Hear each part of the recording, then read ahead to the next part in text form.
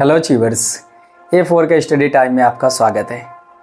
और आज मैं हाजिर हुआ हूँ इस दूसरे लेक्चर में। आप अगर कक्षा 10 में हैं तो मैंने कहा था कि आपकी प्रॉपर क्लासें स्टार्ट रहेंगी। तो आज जो आपके फिजिक्स सिलेबस का जो आपकी साइंस है उसमें जो 3 टॉपिक होते हैं, फिजिक्स, केमिस्ट्री, मैथ। तो फिजिक्स का जो पहला चैप्टर था प्रकाश का परावर्तन तथा अपवर्तन, उसका लेक्चर नंबर 1 जो कि आपको मिल चुका है।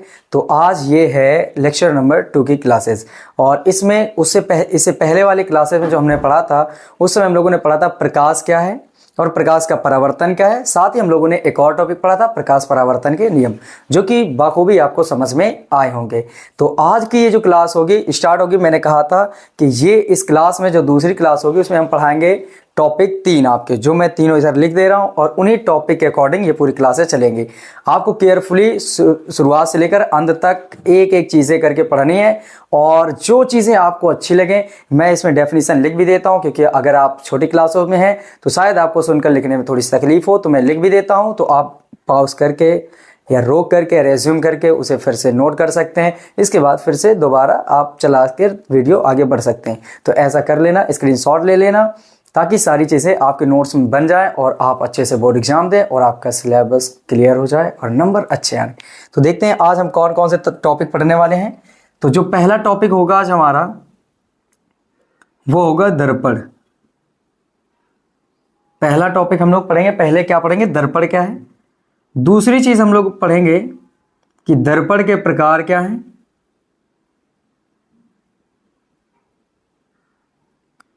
और साथ ही इसी में हम लोग पढ़ लेंगे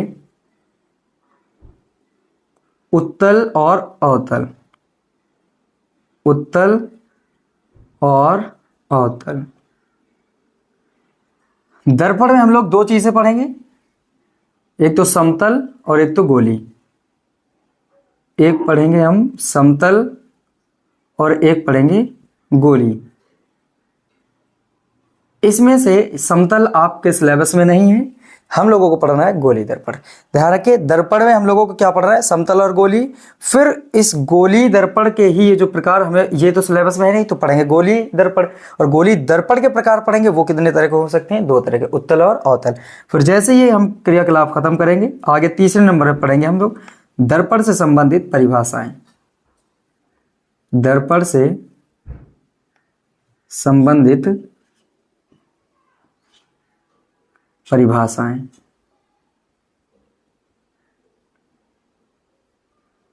हाँ, तो यहां तक ये जो तीनों चीजें हैं दर्पण से संबंधित परिभाषा, ये 3 टॉपिक आज हमारे इस क्लास में चालू रहेंगे। तो देखते हैं कि पहले टॉपिक हम लोग स्टार्ट करते हैं दर्पण। जो पहला टॉपिक है वो हमारा क्या होगा, दर्पण। दर्पण क्या होता है समझें। जैसे कि आपको मैंने जब प्रकाश का परावर्तन पढ़ाया था वहां पर मैंने आपको एक चीज नोट डाउन कराई थी कि ध्यान रखें प्रकाश का परावर्तन उन चीजों से संभव है जो चिकने हो। कैसे होने चाहिए, पहली बात क्या होनी चाहिए, वो चीज कैसे होनी चाहिए, चिकनी। पृष्ठ कैसे होना चाहिए, चिकना। फिर उसके आपने देखा होगा कि उसमें लाइनें खींची थी मैंने नीचे और मैंने कहा था ये चीज है पॉलिश। और फिर मैंने समझाया था कि जो चिकना पृष्ठ होता है और जो पॉलिश कर दी जाती है उस चीज का नाम बताया गया था दर्पण। तो आपको ध्यान रखना है दर्पण क्या होता है, ध्यान से समझ लीजिए। यहां पर मैं एक बार फिर से परावर्तन को रिवाइज कर दे रहा हूं थोड़ा सा।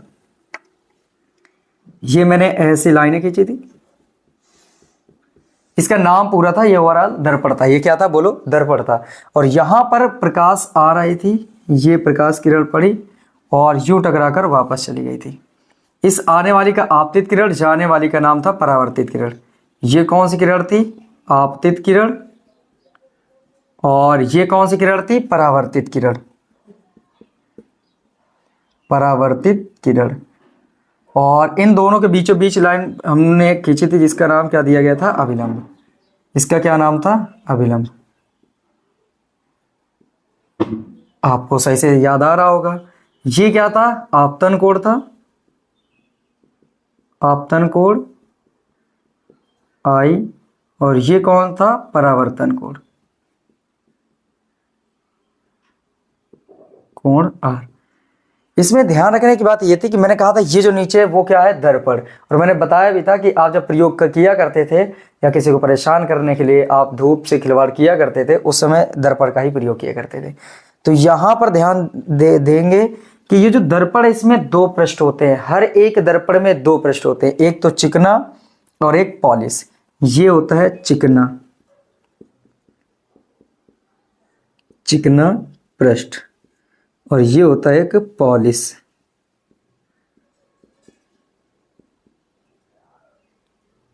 पॉलिशदार तल, ये पॉलिशदार पृष्ठ। ये जो चिकना पृष्ठ होता है इसी का नाम होता है अपवर्तक पृष्ठ, परावर्तक पृष्ठ, सॉरी, इसका नाम क्या होता है? परावर्तक पृष्ठ।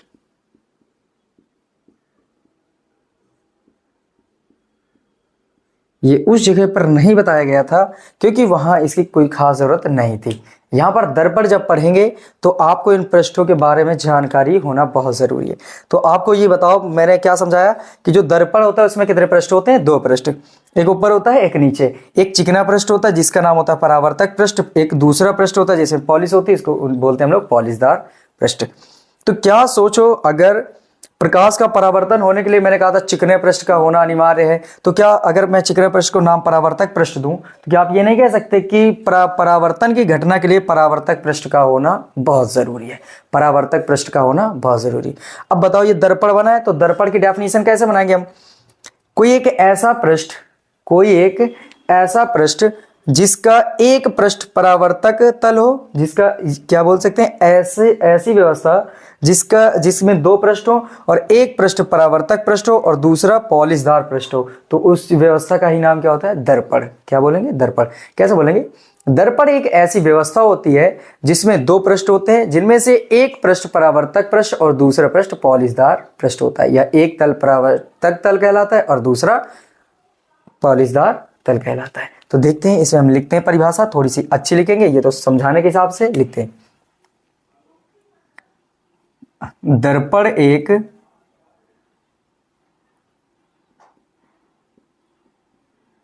ऐसी व्यवस्था होती है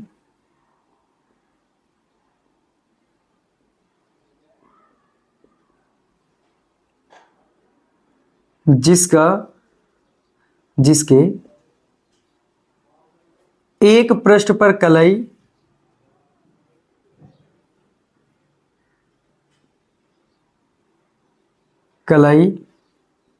जिसे हम पॉलिश बोलते हैं, तथा दूसरा पृष्ठ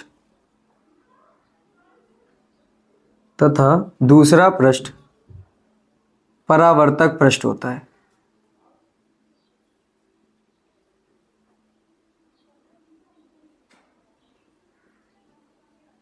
ये रही एक अच्छी सी डेफिनेशन क्या लिख ली मैंने? दर्पण एक ऐसी व्यवस्था होती है जिसके एक पृष्ठ पर कलई पॉलिश तथा दूसरा पृष्ठ परावर्तक पृष्ठ होता है, उस व्यवस्था का नाम होता है दर्पण। आई होप कि ये आपको समझ में आ गया होगा। तो समझ गए दर्पण क्या है? दर्पण एक प्रकार की ऐसी व्यवस्था होती है जिसमें दो पृष्ठ होते हैं और एक पृष्ठ पर कलाई होती है और दूसरा पृष्ठ कैसा होता है? परावर्तक पृष्ठ। तो अब आपको ये लग रहा होगा कि परावर्तक पृष्ठ के बारे में थोड़ा सा और बताया जाए मुझे। तो आते हैं, हम इसको मिटाते हैं। ये सारी चीजें कल आपको बता दी गई थी, लेक्चर नंबर 1 आप जाकर चेक कर सकते हैं। आपको बोर्ड एग्जाम सीरीज करके वो उसमें ऊपर पहले ही थंबनेल पर लिखा होगा बोर्ड एग्जाम सीरीज, और क्लास 10th ऊपर दिख रहा होगा, उस पर आप क्लिक करेंगे और पहले लेक्चर नंबर 1 स्टार्ट हो जाएगा। ठीक है, तो मैं इसे मिटा देता हूं और मैं आपको परावर्तक पृष्ठ के बारे में बताते हैं। हाँ, तो यहीं से समझ लो तो एक और अच्छा काम होगा। अच्छा बताओ, ये परावर्तक पृष्ठ कौन सा पृष्ठ है? ऐसा पृष्ठ है जिससे प्रकाश का परावर्तन हो रहा है। देखो, प्रकाश जब कोई प्रकाश किरण के चिकने पृष्ठ पर पड़ता है तो टकराकर वापस चला जाता है, इस घटना का नाम होता है प्रकाश का परावर्तन।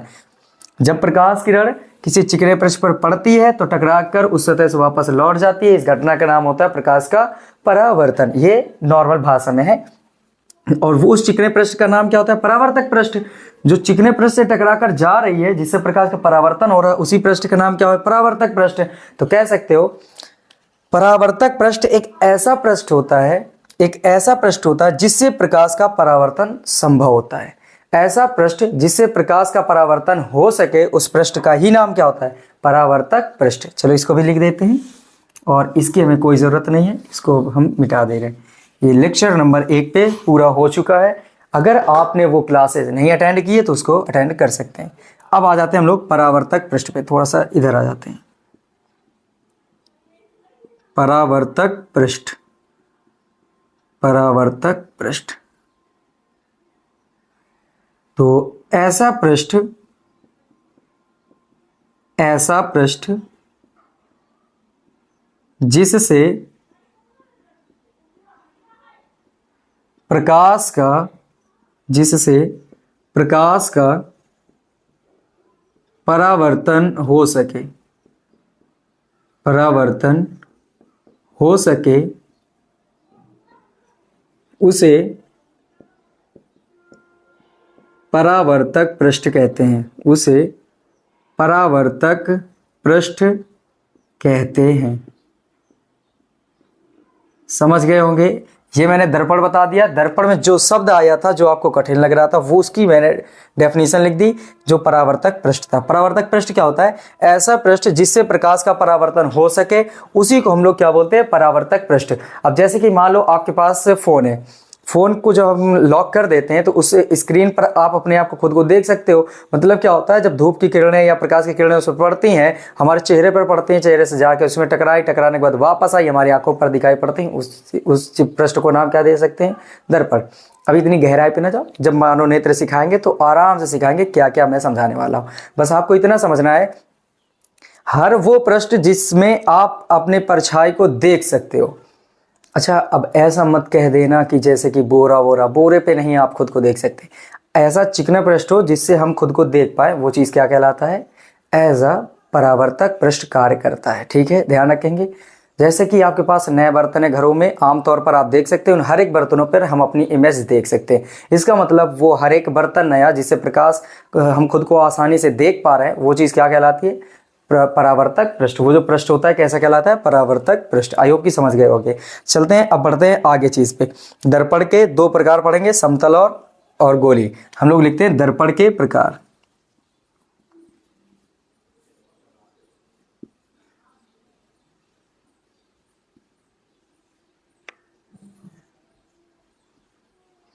तो दर्पण मुख्यतः दो प्रकार के होते हैं। कितने प्रकार के होते हैं? दो तरह के। एक तो समतल दर्पण होता है और दूसरा कैसा होता है? गोलीय दर्पण होता है। दर्पण कितने प्रकार के होते हैं? दो तरह के। दर्पण मुख्यतः दो प्रकार के होते हैं, दो प्रकार के होते हैं। अगर नंबर एक की बात की जाए तो नंबर एक में आ जाता है समतल दर्पण,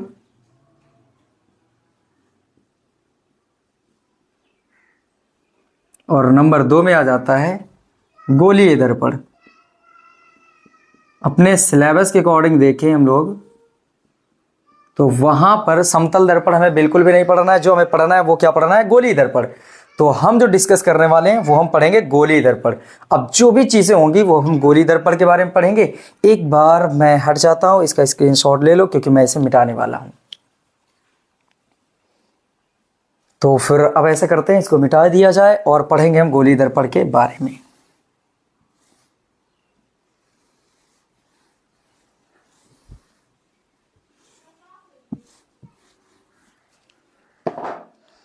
हेडिंग कौन सी होगी अपने पास? गोलीय दर्पण।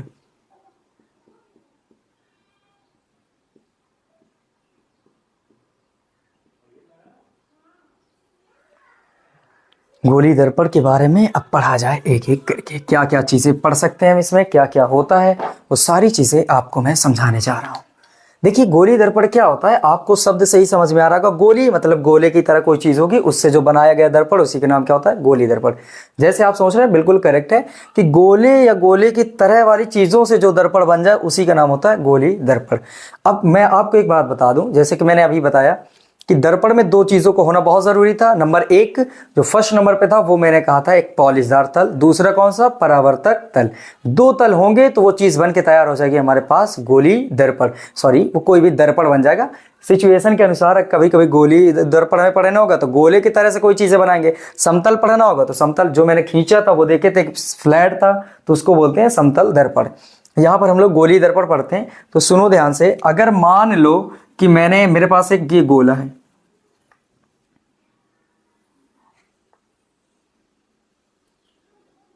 ये है एक गोला, और इस गोले को मैंने क्या किया? काट लिया इतना बीच से, ऐसे काट दिया। काटा, तो जैसे ही काटा तो अब मेरे पास इतना भाग मान लो बच गया, इतना भाग बच गया, ठीक है। तो ये भी हटा देते हैं, मान लो इतना मैंने काट कर निकाल लिया। एक मान लो कि मेरे पास किस टाइप के, या कंचा समझ सकते हो आप, या तो कुछ एक जैसे बॉल होती है, बॉल, उस बॉल को आप सोचो जरा कि बॉल मेरे पास कांच की है और उसको काट दिया जाए तो आपके पास इस शेप का कुछ निकल के आएगा, आधा भाग। अब आप ऐसा करो कि उसके एक पृष्ठ पर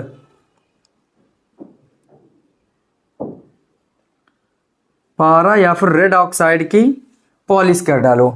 तो और जैसे इसमें पॉलिश करोगे तो अपने आप, चिकना तो होता ही है कांच, तो एक पृष्ठ पर जैसे ही पॉलिश करोगे तो दूसरा पृष्ठ जो बन जाएगा वो अपने आप क्या बन जाएगा, परावर्तक पृष्ठ। या तो फिर आप इस शेप को देखोगे और काटोगे तो आधा इधर भी तो निकला होगा, तो या तो आप इधर पॉलिश कर दोगे तो इधर बन जाएगा, ये बन जाएगा। देखो आपने क्या किया, काटा, काटने के बाद एक या तो ऊपर साइड पॉलिश करेंगे तो नीचे साइड वाला परावर्तक पृष्ठ बन जाएगा, नीचे साइड पॉलिश करेंगे तो ऊपर वाला परावर्तक पृष्ठ बन जाएगा। दोनों ही हाल में आपके पास गोले से काटे गए भाग से बनाया गया क्या मिल जाएगा, दर्पण। क्योंकि दर्पण में हमने ये पढ़ा है कि दो ही चीजों का होना जरूरी है। पहले वो चीज क्या होनी चाहिए, एक तल क्या कैसा होना चाहिए, पॉलिशदार, और दूसरा कैसा होना चाहिए, परावर्तक तल। तो इसमें देखो एक तरफ पॉलिश है, जो लाइनें खींची गई वो पॉलिश वाले भाग को डिनोट कर रही, और जिस जो सैंपल है वो परावर्तक पृष्ठ को।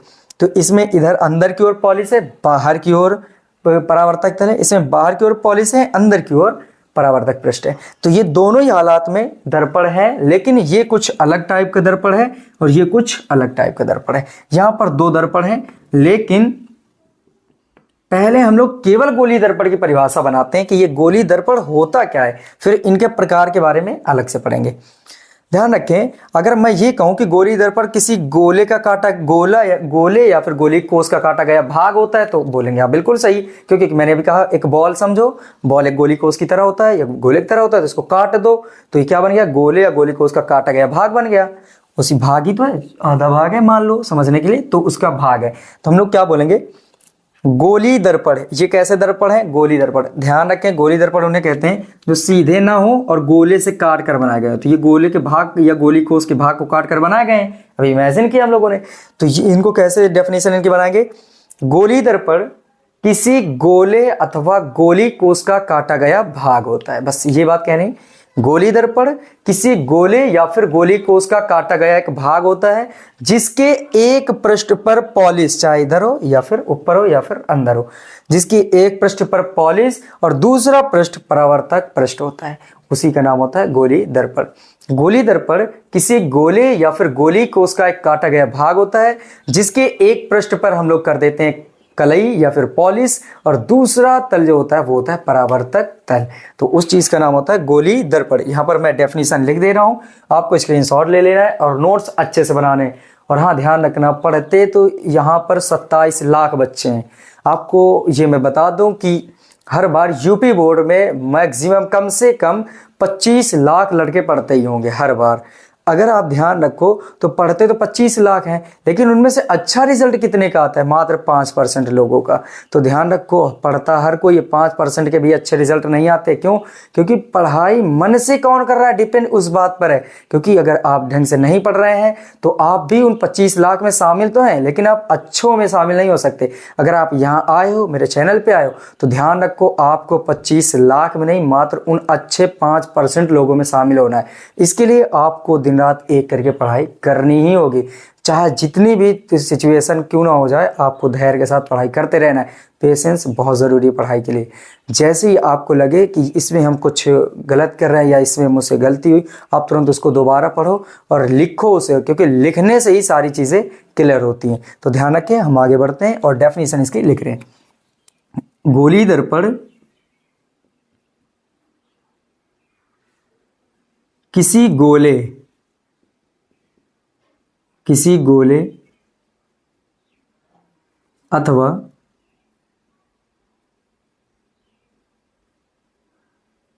गोली कोष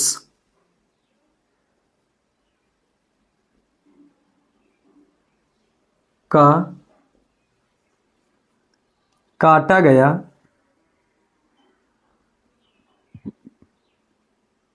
भाग होता है भाग होता है जिसके एक पृष्ठ पर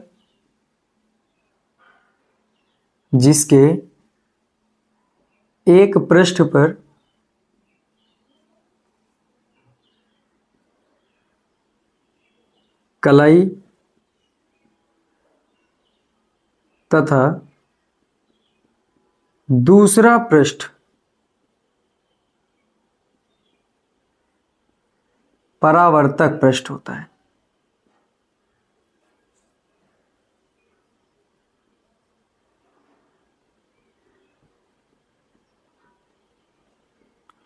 एक और बात याद रखना है, ये जो परावर्तक पृष्ठ में लिखूं या फिर तल, पृष्ठ और तल का माना एक ही होता है, ठीक। हाँ, तो अब इस गोली दर्पण के अब हम पढ़ेंगे प्रकार। देखिए ये सारी चीजें पढ़ चुके हैं हम लोग कि गोली दर्पण क्या होता है, यहाँ तक कि मैंने परावर्तक पृष्ठ के बारे में पहले ही बता चुके थे। तो अब हम लोग पढ़ेंगे गोली दर्पण के प्रकार। क्यों? क्योंकि देखो ये जो चीज पढ़ी है इसमें दो तरह के हो सकते हैं भाई, ये भी एक गोली दर्पण है और एक ये भी गोली दर्पण है। कहने का मतलब अगर ऊपर साइड में कलाई कर दो तो इधर वाला परावर्तक पृष्ठ बन जाता है, तो एक तो इस तरह का दर्पण बन सकता है, या तो अगर नीचे वाले में पॉलिश कर दें तो ऊपर परावर्तक तल बन जाएगा, तो ये भी दर्पण बन सकता है। तो इसके आधार पर गोली दर्पण दो तरह के अपने पास, एक तो ये फर्स्ट नंबर और ये सेकंड, तभी मैंने बना दिया था। तो एक को बोलते हैं हम लोग अवतल दर्पण और एक को बोलते हैं उत्तल दर्पण। तो इन सब चीजों के बारे में हम लोग अब पढ़ेंगे। लिखते हैं हम गोली दर्पण के प्रकार।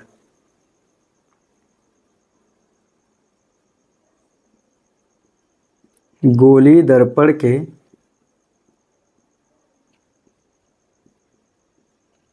प्रकार।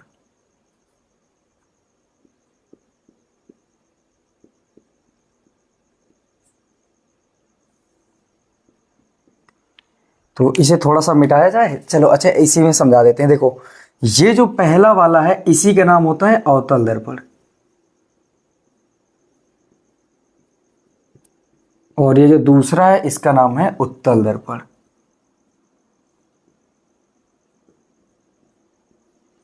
चलो परिभाषा बनाना सीखते हैं इस चित्र से। देखो अगर मुझे अवतल दर्पण की परिभाषा बनानी है तो हम लोग कैसे बनाएंगे? देखो पहले बात तो ये मुझे बताओ, ये उभरा हुआ तल है, बाहर वाला उभरा तल है और अंदर वाला धंसा हुआ तल है। तो उभरे तल में क्या है बोलो? परावर्तक तल। परावर्तक तल मैं इधर लिख देता हूं बड़ा सा, ये जो है ये है परावर्तक तल।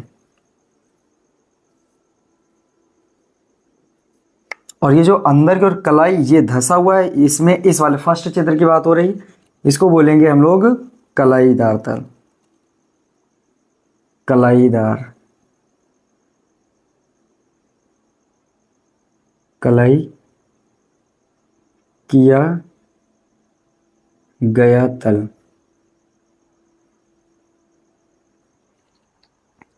तो अगर अब परिभाषा इसके हिसाब से बनाया जाए तो क्या बोलेंगे?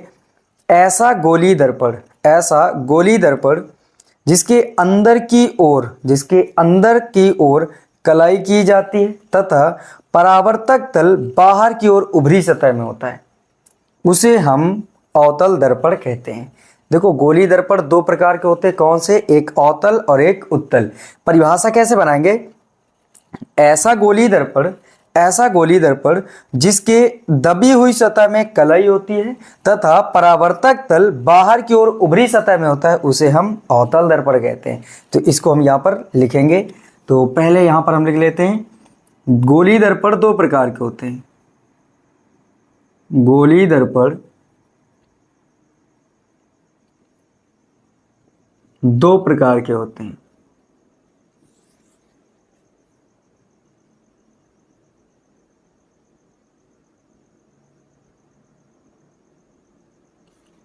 नंबर एक अवतल दर्पण,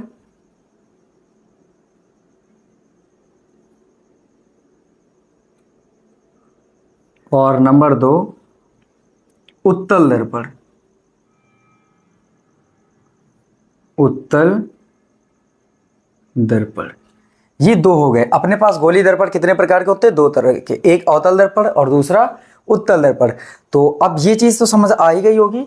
तो यहां पर हम इसकी परिभाषा इधर से लिख दे रहे हैं, थोड़ी सी जगह कम पड़ेगी तो मैं इसको मिटा देते हैं, और उससे संबंधित परिभाषाएं जो हैं, ये तीसरा टॉपिक बचेगा, इसको भी हम पढ़ेंगे अभी इसी क्लास में।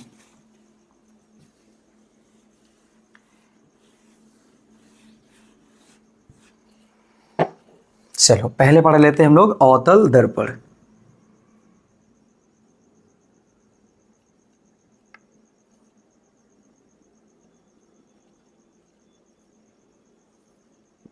तो अवतल दर्पण की क्या परिभाषा अभी सिखाई थी कि ऐसा गोलीय दर्पण जिसकी दबी सतह में कलई हो जाए और परावर्तक तल बाहर की ओर उभरी सतह में हो, उसी का नाम होता है अवतल दर्पण। लिखेंगे ऐसा गोलीय दर्पण, ऐसा गोलीय दर्पण जिसकी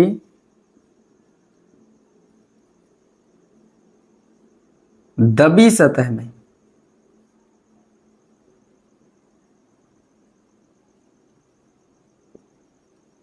कलाई होती है,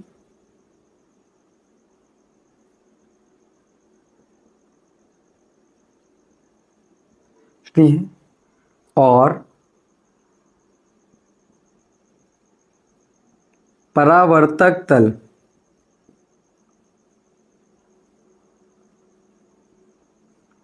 बाहर की ओर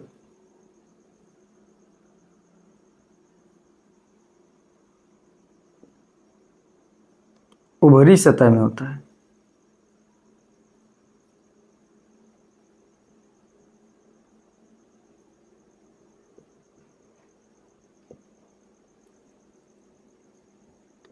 उसे अवतल दर्पण कहते हैं।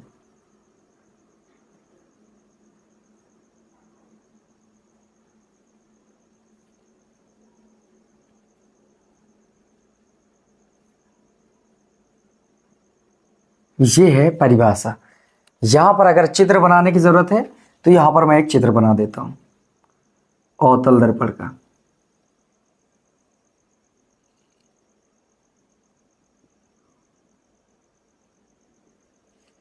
ये देखो, ये है अवतल दर्पण।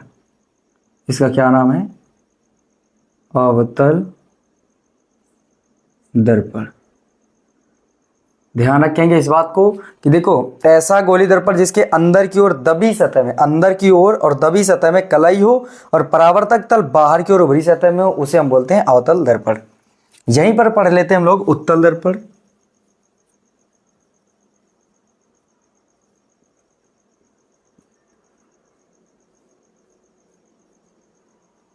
उत्तल दर्पण क्या होता है? ऐसा गोली दर्पण, इसका अपोजिट बोलना है। देखो, अवतल में अगर अंदर की ओर कलाई है, बाहर की ओर उभरी सतह में परावर्तक तल है, तो पक्का जो अपने पास उत्तल दर्पण होगा उसमें बाहर की ओर कलाई होगी, अंदर की ओर परावर्तक तल होगा। तो बस हम इसको लिख देते हैं और फिर पढ़ के सुना देंगे।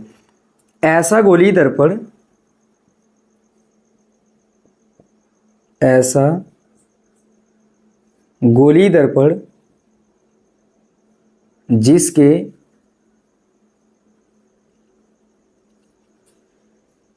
बाहर की ओर,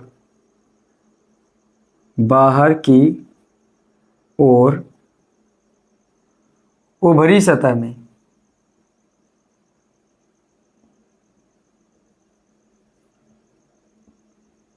कलाई होती है,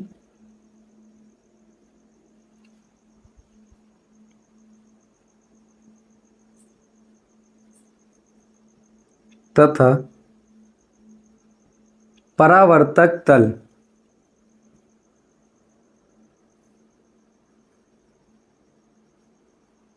अंदर की ओर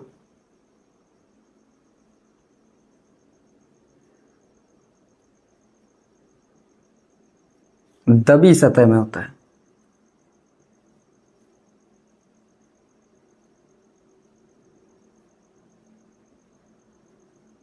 में होता है, उसे उत्तल दर्पण कहते हैं।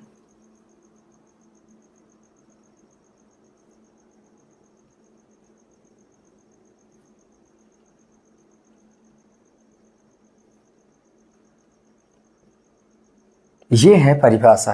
तो आई होप कि ये समझ गए होंगे। इसका अगर एक चित्र बनाना चाहें तो हम लोग यहां पर बना दे रहे हैं, आपको बना लेना उधर।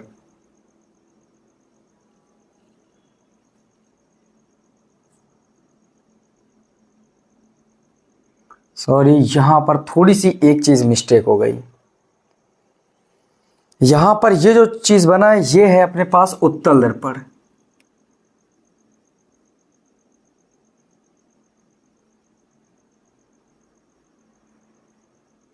उत्तल दर्पण। और ये जो बन के आएगा इसको बोलते हैं हम लोग अवतल दर्पण। ये है अपने पास अवतल दर्पण। बस इसमें क्या बात है कि यहां पर हम अवतल उत्तल चेंज कर दे रहे हैं।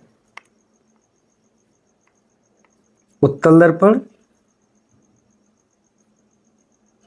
अवतल दर्पण। ठीक है, एक बार फिर से सुन लेंगे इसको। ऐसा गोलीय दर्पण जिसकी दबी सतह में कलाई हो और उभरी सतह में परावर्तक तल हो उसका नाम होता है उत्तल दर्पण। क्या नाम होता है? उत्तल। देखिए, अगर परावर्तक तल उभरी सतह में है, अगर परावर्तक तल बाहर की ओर उभरी सतह में है तो उसे उत्तल बोलेंगे, उभरी सतह में तो उत्तल बोलेंगे, और दबी सतह में परावर्तक तल है तो अवतल दर्पण बोलेंगे। ये बात थोड़ी सी मिस हो गई थी, आई एम सो सॉरी, लेकिन आप इसको एक बार फिर से रिकॉल कर सकते हैं। ऐसा गोलीय दर्पण जिसकी दबी सतह में कलाई हो और बाहर की ओर उभरी सतह में परावर्तक तल हो उसका नाम होता है उत्तल दर्पण। और ऐसा गोलीय दर्पण जिसकी बाहर की ओर उभरी सतह में कलाई हो और परावर्तक तल अंदर की ओर दबी सतह में उसका नाम होता है अवतल दर्पण। देखो, अगर परावर्तक तल अंदर की ओर दबी सतह में होता है उसे हम अवतल दर्पण कहते हैं। उसे हम क्या नाम देंगे? अवतल। और यहां पर क्या नाम देंगे? उत्तल। ये लो, आपकी परिभाषा हो गई करेक्ट। आई होप कि ये दोनों चीज़ें आपको समझ में आई होंगी। इसका स्क्रीनशॉट लो, फिर हम इसके अगले टॉपिक में बढ़ने वाले हैं।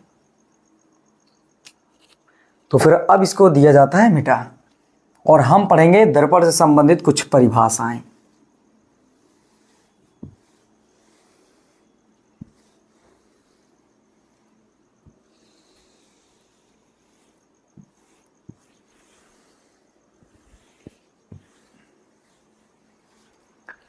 तो फिर फाइनली अब हम लोग लास्ट टॉपिक पे चले गए, जो दर्पण से संबंधित जो तीसरा अपने पास टॉपिक था उसमें हम आ गए कि दर्पण से संबंधित कुछ परिभाषाएं वो क्या होती। एक बात मैं पहले ही आपको बता दूं, जब भी आपको इमेजिन करना है कि दर्पण अपने पास कितना है तो उसको आधा, एक बॉल का आधा हिस्सा इमेजिन करना है, ये बात ध्यान रखनी है।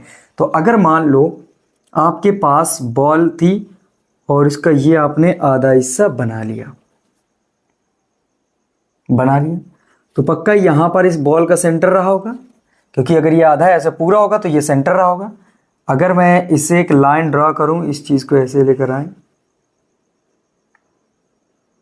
तो इसका नाम क्या होता है? जल्दी बोलो। व्यास। इसका नाम क्या होता है? व्यास। अगर केंद्र से, ध्यान रखें, अगर केंद्र से कोई लाइन, किसी गोले या वृत्त के केंद्र से कोई लाइन पास हो, उस चीज का नाम होता है व्यास। समझ गए होंगे। अब अगर मैं इसमें से कोई एक दर्पण बना ले रहे हैं समझने के लिए,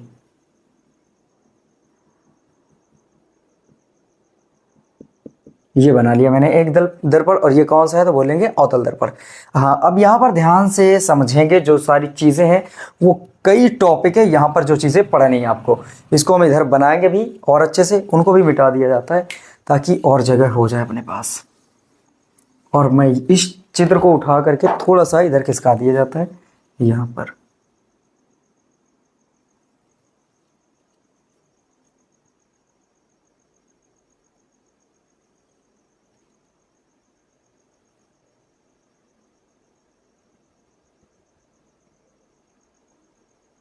ये मान लो सेंटर है और ये रहा अपने पास एक दर्पण।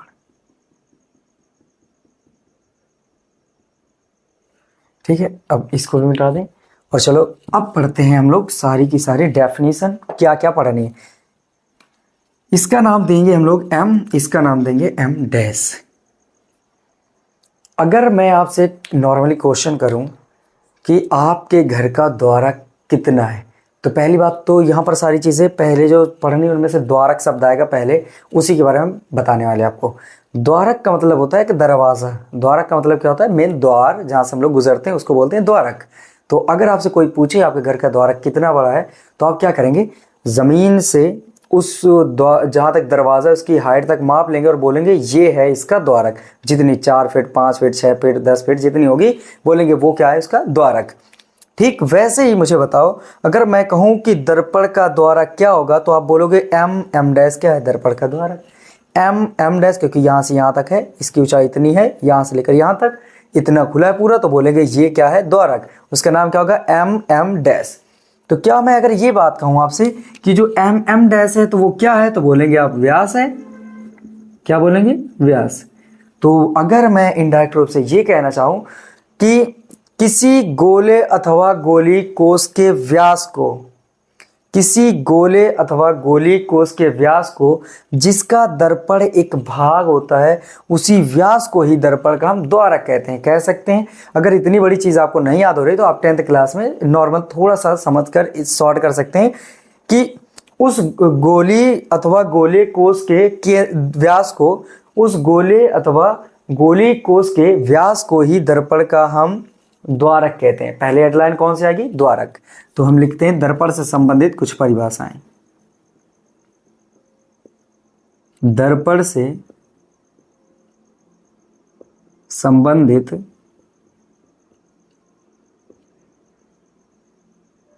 परिभाषाएं, ये है लास्ट टॉपिक आज की इस सीरीज का। तो पहले नंबर में जो हम लोग पढ़ने वाले हैं वो पढ़ेंगे हम लोग द्वारक। क्या पढ़ेंगे, द्वारक। द्वारक क्या होता है, तो क्या बोलेंगे, गोले अथवा गोली कोष के व्यास को ही दर्पण का द्वारक कहते हैं। तो लिख लेते हैं, गोले अथवा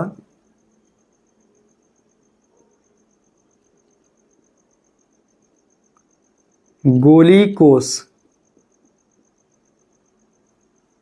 के व्यास को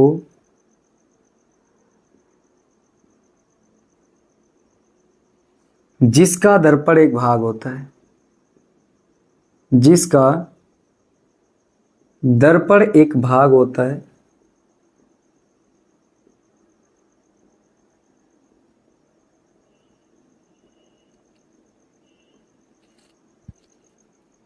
उसे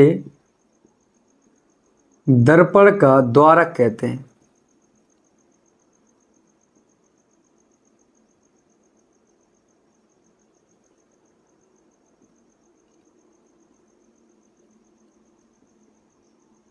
ये बात हो गई, समझे। यहां पर गोले अथवा गोली कोष के, यहां पर कोष शब्द छूट गया है, यहां लिख दे रहे हैं, गोली कोष के व्यास को, तो क्या कहते हैं हम, गोले अथवा गोली कोष के व्यास को जिसका दर्पण एक भाग है।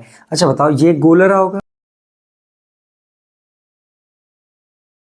ये मान लो पूरा गोला रहा होगा, इसी गोले का ही तो अपना दर्पण एक भाग है ना, काटा गया भाग होता है। तो वही मैंने लिखा है कि गोले अथवा गोली कोष के व्यास को, ये इमेजिन किया गया यहाँ, सच में तो इस तरह दिख रहा है कि यहाँ पर होगा, लेकिन आपको मान के चलना कि अपने पास आधा है, ठीक है।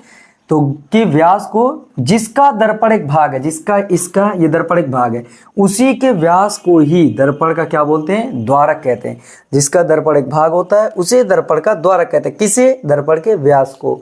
याद रखेंगे इस बात को, बस हर बार आपको इतना, अच्छा देखो शॉर्ट में याद कर लो, गोले अथवा गोली कोष के व्यास को दर्पण का द्वारक कहते हैं। गोले अथवा गोली कोष के व्यास को दर्पण का द्वारक कहते हैं। ये शॉर्ट में याद कर लेंगे, बस आपको लगाना क्या, जिसका दर्पण एक भाग होता है, हर बार हर परिभाषा में जिसका दर्पण एक भाग होता है। अब वो लगाते रहेंगे, हम शॉर्ट में थोड़ा सा बताते चलेंगे। चलिए अब अगली हेडलाइन होगी दर्पण का केंद्र, वक्रता केंद्र।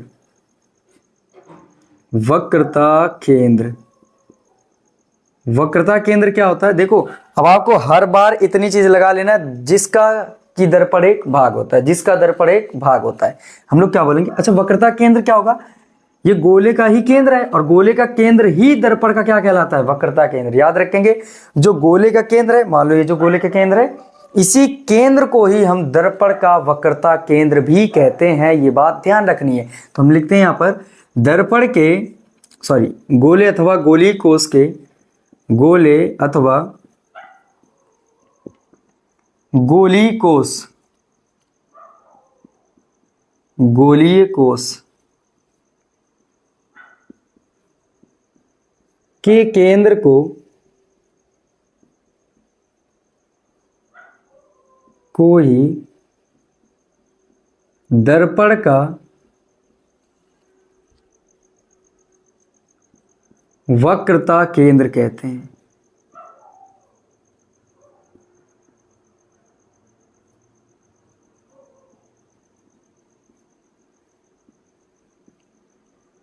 इसे C से प्रदर्शित करते हैं।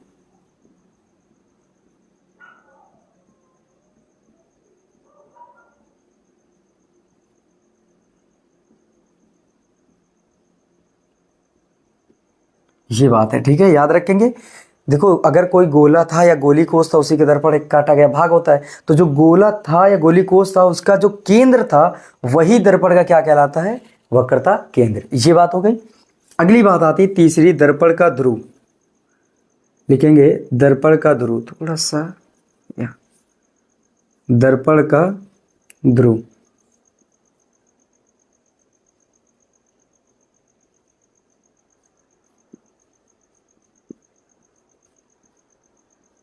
ध्रुव क्या होता है? देखो, ये जो अपने पास गोली दर्पण है, ये जो गोली दर्पण ये है, ये तो एक लाइन इमेजिन कराई थी सारी चीजें समझाने के लिए। अब इसको हटाओ, ये व्यास बन चुका है, केंद्र बना रहने दो। जो दर्पण है अपने पास, ये इसका जो मध्य बिंदु आएगा, परावर्तक तल, ये दर्पण है, इसका ये वाला जो तल है परावर्तक तल है, क्योंकि यहाँ कलाई नहीं है। तो जो दर्पण के परावर्तक तल का जो मध्य बिंदु होता है, इसे हम दर्पण का ध्रुव कहते हैं। इसे P से डिनोट करते हैं। P फॉर पोल, तो पोल मीन्स ध्रुव, तो ध्रुव को किससे डिनोट करेंगे? P से। क्या होता है? गोली दर्पण के परावर्तक तल के मध्य बिंदु को ही दर्पण का ध्रुव कहते हैं। गोली दर्पण के परावर्तक तल के मध्य बिंदु को ही दर्पण का ध्रुव कहते हैं। इसे लिख दिया जाता है, गोली दर्पण के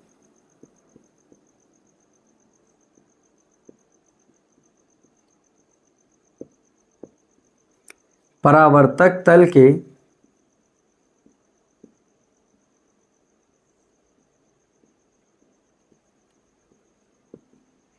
मध्य बिंदु को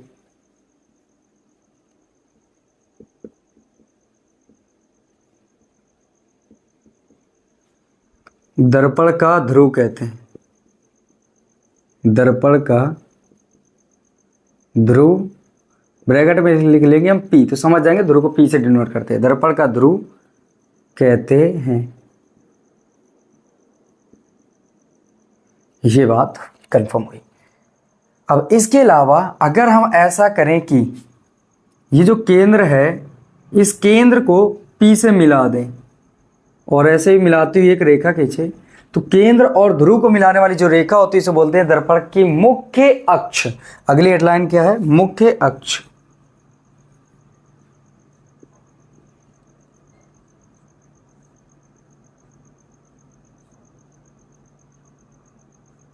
मुख्य अक्ष क्या होती है? दर्पण के ध्रुव और वक्रता केंद्र को मिलाने वाली रेखा को दर्पण की मुख्य अक्ष कहते हैं। तो दर्पण के ध्रुव P तथा वक्रता केंद्र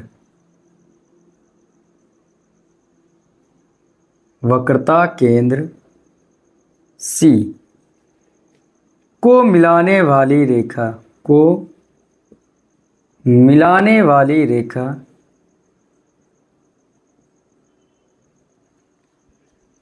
दर्पण की मुख्य अक्ष कहते हैं। मुख्य अक्ष कहते हैं।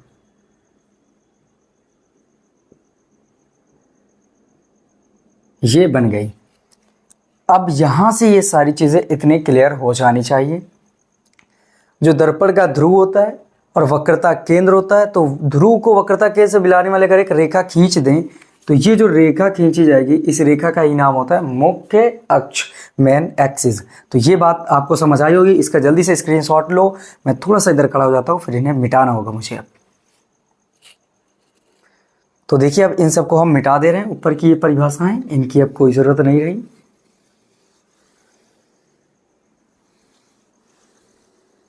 और इस दर्पण को हमें अब थोड़ा सा और बड़ा करके थोड़ा सा समझाना है और बनाना है। तो देखो, अगर मेरे पास ये दर्पण है,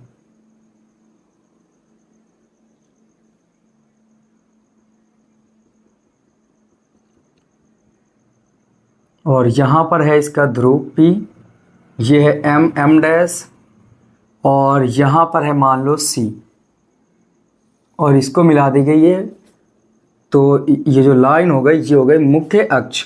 अब यहाँ पर एक खास बात ये है कि अगर हम मुख्य अक्ष के समांतर, इसके समांतर लाइनें ले जाएं, अगर मुख्य अक्ष के समांतर प्रकाश किरण को लेकर हम जाते हैं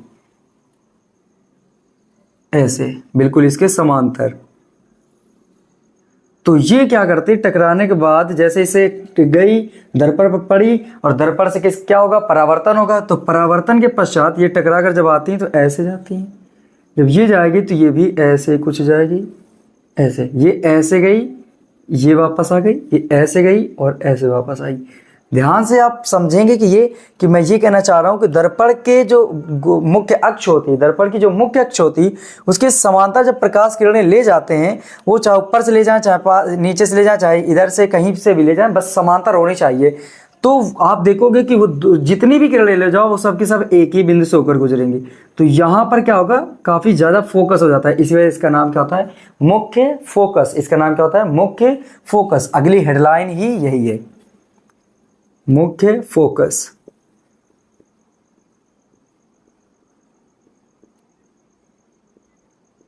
मुख्य फोकस, मुख्य फोकस क्या होता है, हम लोग कैसे बनाएंगे, मुख्य अक्ष के समांतर, मुख्य अक्ष के समांतर आने वाली प्रकाश किरणें दर्पण से परावर्तन के पश्चात जिस बिंदु से होकर गुजरती हैं, जिस बिंदु से होकर गुजरती हैं, उस बिंदु को बोलते हैं मुख्य फोकस।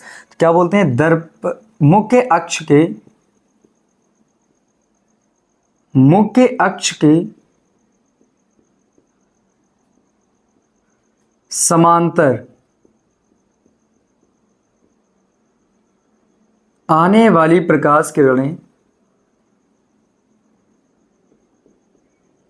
आने वाली प्रकाश किरणें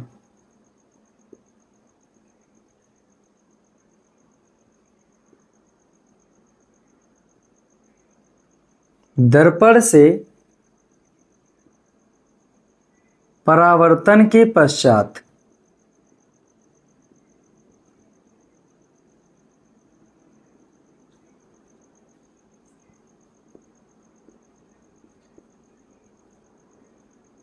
जिस बिंदु पर मिलती हैं,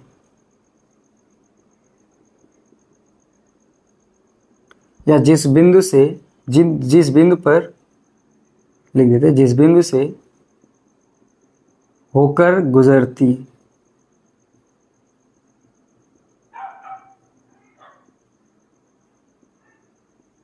उसे मुख्य फोकस कहते हैं।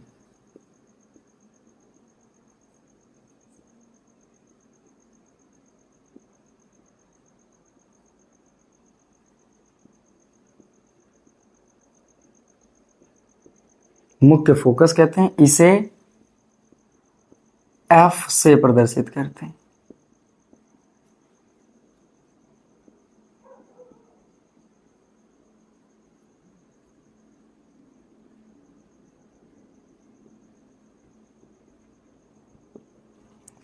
ये है अपने पास मुख्य फोकस। मुख्य फोकस क्या होता है, मुख्य अक्ष के समांतर आने वाली प्रकाश किरणें दर्पण से परावर्तन के पश्चात जिस बिंदु से होकर गुजरती हैं, उस बिंदु को ही बोलते हैं मुख्य फोकस। अब इसके बाद हम लोग पढ़ेंगे वक्रता त्रिज्या, यह पढ़ लेते हैं फोकस दूरी, पहले पढ़ लेते हैं। अगर ये फोकस मुख्य फोकस पढ़ लिया तो यहीं पर पढ़ लेते हैं फोकस दूरी। फोकस दूरी,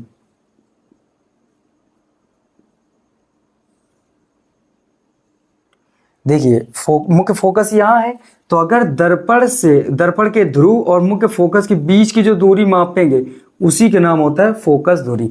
दर्पण के ध्रुव और मुख्य फोकस के बीच की दूरी को दर्पण की फोकस दूरी कहते हैं। दर्पण के ध्रुव और मुख्य फोकस के बीच की दूरी को दर्पण की फोकस दूरी कहते हैं। यही चीज लिखेंगे हम लोग। दर्पण के ध्रुव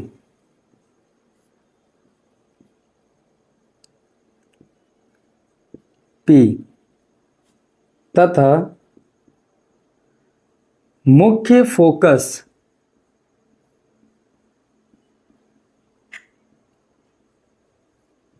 F के बीच की दूरी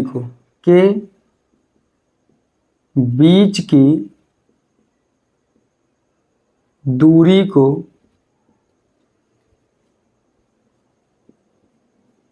फोकस दूरी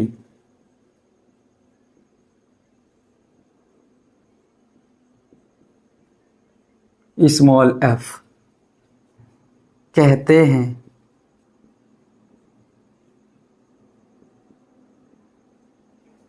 ये बात है, ठीक है। अब इस नीचे वाले तो कोई जरूरत नहीं, इसको भी मिटा दिया जाए।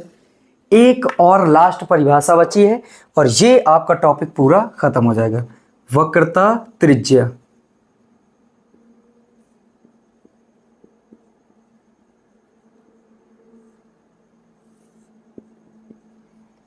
अच्छा, ध्यान से समझेगा। अगर ध्रुव से फोकस के बीच की दूरी को फोकस दूरी बोलते हैं, तो वैसे ध्रुव से वक्रता केंद्र के बीच की दूरी क्या बोलेंगे? वक्रता त्रिज्या।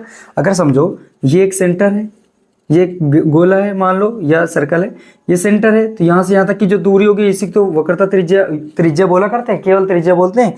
ध्रुव अगर केंद्र से अगर हम परिधि पर टच करें तो वो रेखा क्या कहलाती है? बोलो जल्दी से। त्रिज्या। तो ये केंद्र से ध्रुव के बीच की दूरी की जो होगी वही होगी वक्रता त्रिज्या। दर्पण के ध्रुव और वक्रता केंद्र के बीच की दूरी को वक्रता त्रिज्या कहते हैं। यही लिखना होगा। दर्पण के ध्रुव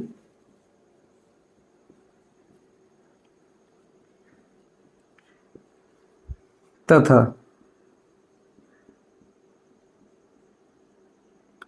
वक्रता केंद्र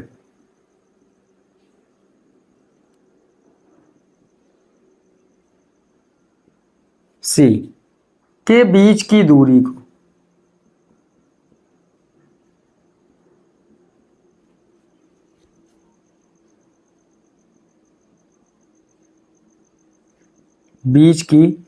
को वक्रता त्रिज्या कहते हैं।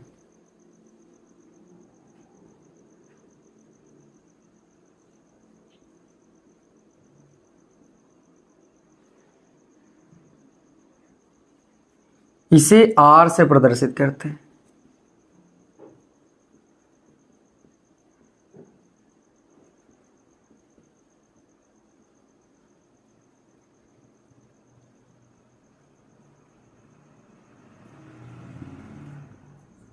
ये हो गई वक्रता त्रिज्या। अब यहीं पर एक चीज हम संबंध पढ़ ले रहे हैं कि फोकस दूरी और वक्रता त्रिज्या में क्या संबंध होती। तो लिखते हैं फोकस दूरी वक्रता त्रिज्या में संबंध।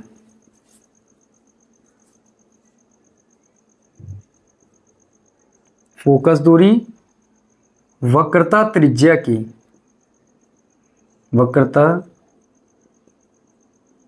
त्रिज्या की इसको मैं नोट पॉइंट करा दे रहा हूं, आप लोग लिख लेना कि फोकस दूरी वक्रता त्रिज्या में संबंध। तो फोकस दूरी वक्रता त्रिज्या की आधी होती है।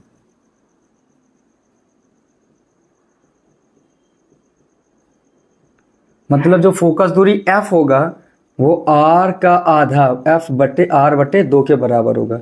ये एक फॉर्मूला है जो आपको अब हमेशा याद रखना है। पहला फॉर्मूला यहाँ से मिल जाता है कि जो फोकस दूरी होती है वक्रता त्रिज्या की आधी होती है। देखो ये क्लास 10th है, इसमें इसका प्रूफडेशन नहीं है, लेकिन आप जैसे इंटर में जाओगे वैसे ही आपको इसका प्रूफडेशन भी करने को मिलेगा और मैं आपको बेहतर तरीके से सिखाऊंगा भी। यहाँ आपको जितनी ज़रूरत थी वो मैंने सारी की सारी चीज़ें लिख दी। मतलब ये समझ जाओ, जितनी दूरी पर ये होगा इससे दोगुनी दूरी पर क्या होगा? केंद्र होगा। जो वक्रता केंद्र होता है फोकस दूरी से दोगुनी दूरी पर होता है। आई होप कि ये पूरा टॉपिक जो लेक्चर 2 है आपको अच्छे से समझ में आया होगा। अगर इसमें भी कोई चीज़ें ऐसी हैं जो आपको थोड़ा बहुत कम समझ आए तो एक बार वीडियो को दोबारा देखिए। अगर फिर भी कुछ चीज़ें ऐसे रह जाती हैं बाय मिस्टेक तो आप कमेंट बॉक्स में कमेंट करके बता सकते हैं। अगली जो तीसरी क्लास होगी अगर कमेंट आया मैंने देखा तो पक्का मैं ज़रूर आपके उन सारे कन्फ्यूज़न को दूर कर दूँगा। लेकिन इससे पहले आपको जुड़े रहना है। जब तक कि बोर्ड एग्ज़ाम ख़त्म नहीं हो जाते तब तक प्रॉपर क्लासें ऐसे मिलती रहेंगी और पूरी तैयारी करो। और रिज़ल्ट आने के बाद ये ज़रूर बताना कि फ़िज़िक्स में जितना आपने पढ़ाया उससे कहीं आगे से तो नहीं आया, और सारी चीज़ें अगर आएंगी तब भी आपको ये ज़रूर बताना है कि हाँ आपका पढ़ाया हुआ पूरा आया है। क्योंकि मैं ऐसी चीज़ें यहाँ बताऊँगा जो 100% आएगा, और न्यूमेरिकल्स जो कि बहुत कठिन होते हैं वो मैं आपको चुटकियों में करना सिखा दूँगा। तो थैंक यू सो मच। फिर मिलते हैं नेक्स्ट वीडियो पर। तब तक इस चैनल से सारी चीज़ें पढ़ते रहें।